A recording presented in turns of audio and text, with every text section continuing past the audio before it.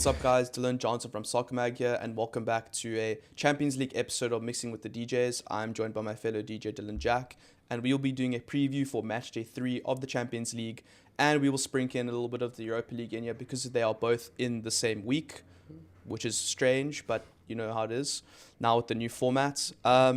We'll be focusing just on the Premier League teams and then adding in a couple of the big matches. So, yeah, be prepared for that. The first up, we have Tuesday. We have Arsenal versus Shakhtar. Arsenal on the back of a disappointing loss to Bournemouth. Yeah. But realistically, I don't see any way that Shakhtar get a win here. I think Arsenal, they'll probably rest their key players again, maybe rest Saka again, or rest Saka if he's not fully fit. Yes. And then Saliba's not going to be playing for a couple weeks in the Premier League, so he's going to have to be playing. Yeah. I think 2-0 Arsenal, easy day at the office. Yeah, I agree. Much. Yeah, I think 2-0, maybe 3-0 Arsenal should be a good, solid win for them. Yeah. Maybe Shakhtar will get a goal on the counter-attack or something, but, I mean, Arsenal should comfortably win this. Yes. If they don't, it's the start of the downfall. Liverpool fans holding thumbs. Next up, we have Aston Villa versus Bologna, and I think this is an interesting one. Looking at how Bologna have played, I know against Liverpool, it wasn't an easy game by any means, and that was also away from home for them. Yeah. And Villa, we have mentioned a couple times that they have a tendency to concede first recently, but they seem to finish strong. Yeah. I do think Villa are stronger than Bologna, though. Yeah. And I'm going to go for a tight 2-1 Villa win at home. Yeah, I don't know. I'm feeling a 1-1 draw over here. Okay. Just because I think Villa are starting to look a little bit shaky. They are starting to wobble a little bit. Even though they're coming off that fantastic, huge win over Bayern. But they drop points straight away after that. But they've dropped points straight away. After that, they produced probably their worst performance of the season against United. And I don't think they were, even though they got that 3-1 win against Fulham in the Premier League, they're not looking at their best. So I think there's an opportunity here for Bologna if they want it. And I also think this is an interesting period for Villa now where the demands of midweek really come thick and fast with being in all the competitions with not just Champions League, but League Cup, FA Cup, etc. So it'll be interesting to see how this trend of conceding first and fighting back, if it eventually wears out and then they get a couple poor results. Yeah.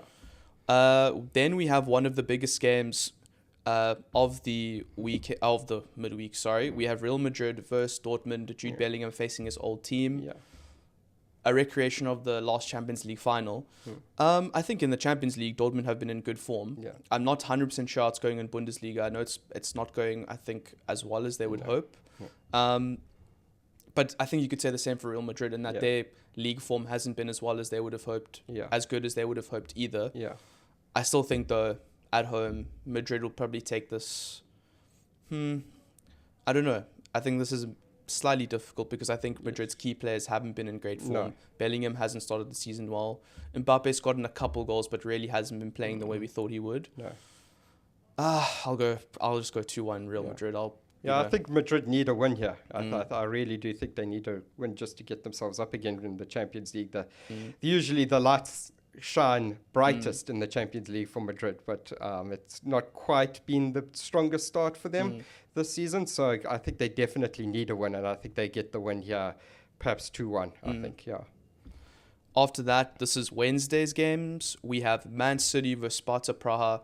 And I don't even think we need to get into this. I'm just going to go for 4-0. He'll probably fully rotate. Yes. And somehow pull out a 4-0 win. Yeah.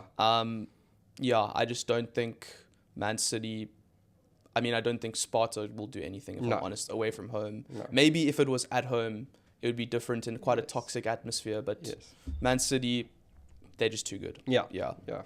After that, we have Leipzig versus Liverpool. Liverpool away from home on the back of a good Chelsea win. And relatively, very good form.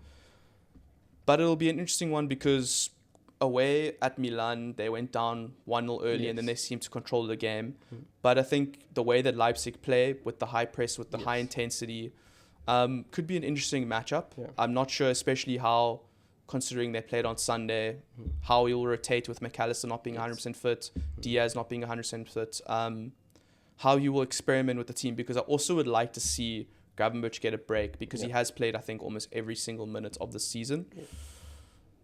So I think it'll be dependent on the lineups, I do think Liverpool will take this though. I'm going to go for 2-1 away win, but I don't think it'll be easy. I think it'll be a end-to-end game. More that Liverpool will probably have 70% possession, but Leipzig will be ruthless on the counter-attack. That's just, I think Leipzig have an opportunity here at home. I really do, depending on how, as you say, how Liverpool rotate and what their lineups are. The demands of a very, very intense schedule are there for Liverpool now. They've got a very, very hectic run, and they've got to decide what they're prioritizing. Obviously, that time hasn't come yet. They'll make that full decision, the closer we get to December. But they will have eyes on Arsenal this weekend. But they have eyes on Arsenal, so they've got to, this is one of the things that they've got to think about. So I think Leipzig have the players to hurt Liverpool. So I'm going to go for a 2-1 to Leipzig. Okay, interesting. Then I would say this is, on paper, the biggest matchup. Yes, and definitely. I think historically for Barca, it hasn't been too great, though. But Barca versus Bayern at Barcelona. Lewandowski facing his old team. And Lewandowski's been in great form this season. I think he's got 12 goals in 10 games or something crazy like that. This is an interesting one. Depending on if Harry Kane is fit or not, I know he's been struggling. I have no idea. I think I might go for a 2-2. I was going to say that, I think it's going to be quite entertaining. Barca look good. 2-2, I think they've got good attacking players. But Bayern have looked good this season as well. So, I'm going to go for a 2-2. Yeah, I agree. Okay. Moving on to the Europa League. We have Spurs versus AZ Alkmaar. I'm just going to go for a 2-1 Spurs win. I'm going to be honest, I don't know much about AZ Alkmaar other than they are Dutch. So that's what I'm going to say. Should be I'm going to go 3-1 to Spurs. Okay. Now, I would say this is probably the most exciting matchup of the whole European week. Jose Mourinho versus Eric Ten Hag in the cauldron of Fenerbahce. Yeah. And we know how United have been performing in Europe, which has not been good. Since Eric Ten Hag took over, United's record in Europe has been pretty abysmal. I thought it's been pretty good from my perspective. And there's obvious, there's guys facing United like Fred, and they've got some Premier League, like a Premier League All-Star 11 almost there. And of course, there's the Jose Mourinho factor. So, United were improved in the Premier League this past weekend, but again, they had a shaky first half. There's question marks about how many goals United's forward line can score. So while they can create opportunities, it's going to be a really, really tough game. I'm going to go for a 1-1 draw in this one, I think. Yeah. Because I was going to say, I think United are going to need more than one goal to win this game. And Mourinho is probably cooking up something absolutely mental. I wish there was just a documentary for this one game so we could just see in the changing room of what he's saying. Because I think it's probably going to be, it's just, I just want to watch the press conferences. I want to see everything.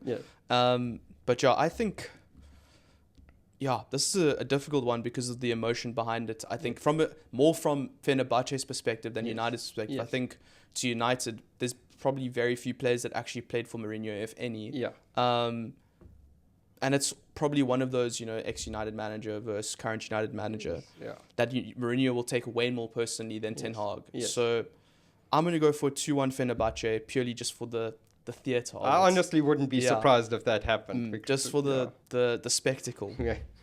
But I wouldn't be surprised if it probably ends up being a 1-1. So just because I think United have a better squad than Fenerbahce. But and United's defense hasn't been abysmal. It's the goal scoring that's been the problem. Exactly. Well, thank you so much for watching, guys. That has been Mixing with the DJs preview for Game Week 3 of the Premier League.